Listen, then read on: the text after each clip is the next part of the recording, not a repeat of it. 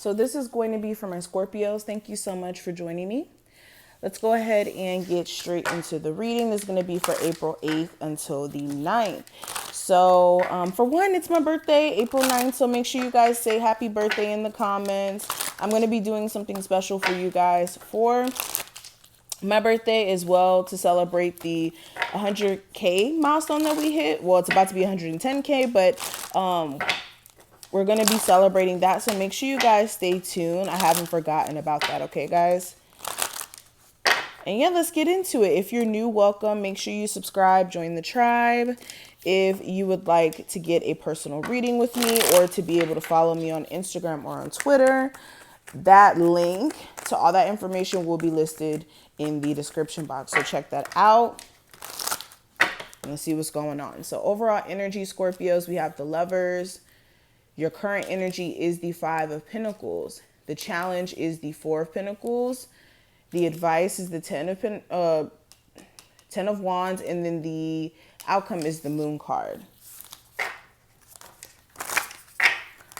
Scorpios for April 8th through the 9th. Okay. So let's go ahead and discuss this. So the first card I want to talk about is the overall energy. We have the Lovers.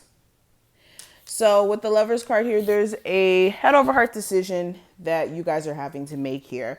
This is realizing that there's a need for you to make a choice based off of, like, say for instance, you're trying to get movement in your career. This is you having to make a choice on what career you're actually going to seriously pursue and, you know, not waver on. Because some of you are like kind of sick and tired of not having that stability quite yet in your career, and you don't really want to keep waiting or delaying in terms of that. So there could be a decision that you're having to make there.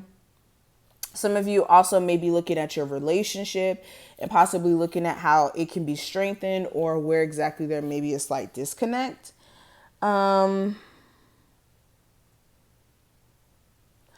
yeah, this is just you guys feeling like you are at a crossroads, like you not wanting to make the wrong decision in terms of the choice that you're going to make about your relationship or your job, because you know that you can't necessarily go back and change it. But nonetheless, there's still a move that you're needing to make here. Now, you guys also may be looking at certain relationships that you have with people and whether or not those people are real and if you can actually trust them and have those people in your life still after sensing like some shadiness or like some funny moving that they're doing here. Okay. Now, when it comes to what I see for the overall energy, I mean, not overall energy, your current energy, we have the 5 of Pentacles. So this could be you guys looking at some financial loss or like some financial setbacks that you may be going through, or some setbacks in general, or feeling like you're experiencing like some rocky times financially. This could be, you know, just having a rough patch for a second, or having to spend all your money on bills, or you've been shelling out a lot of money to where you're realizing, dang, I may be needing to save, or I need to be more conscious. Yes, conscious of your spending habits and not just spending because you have it.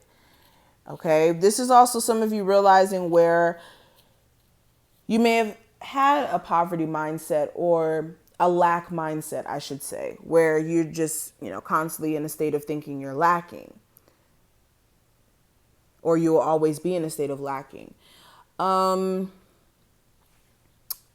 What else? Some of you could be feeling abandoned a little bit, like feeling like somebody left you out in the cold, or like lost almost in a sense, since you stopped talking to someone and you're still trying to find a sense of direction as to like why this person's not talking to you and what exactly is the disconnect.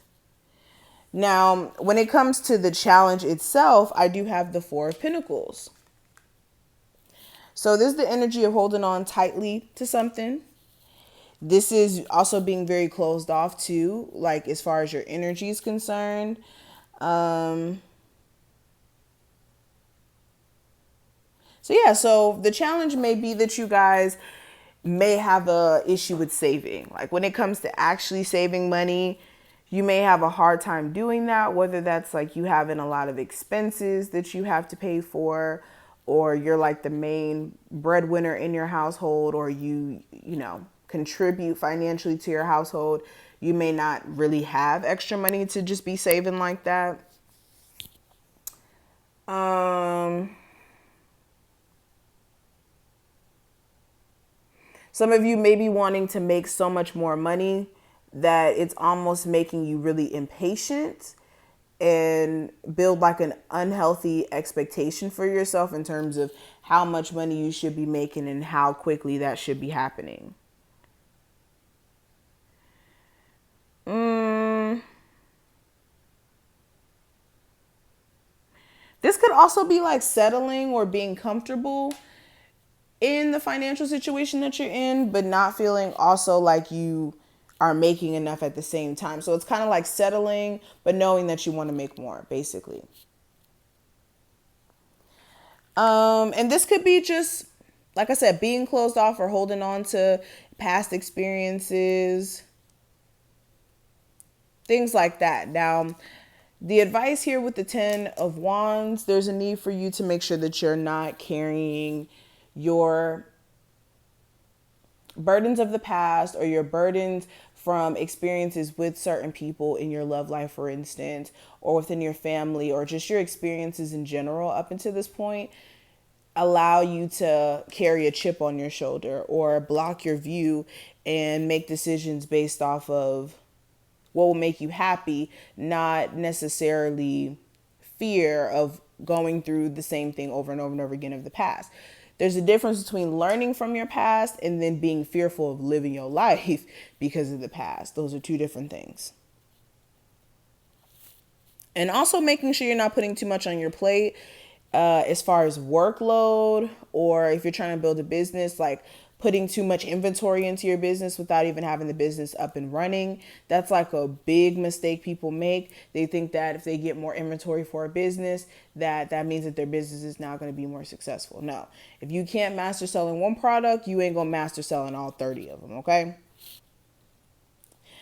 Now, the last one we have is the moon card representing the outcome. So with the moon card, this is you possibly feeding into your own internal fears. So some of you could be having moments where you're in constant state of like, what's next? What's next? What's next? So much so that you're not even enjoying the now. It's creating a level of anxiety and worry. And you could be stressing your own self out, okay? You also could be finding yourself slightly moody. Ooh, excuse me. Or dealing with someone who may be slightly moody.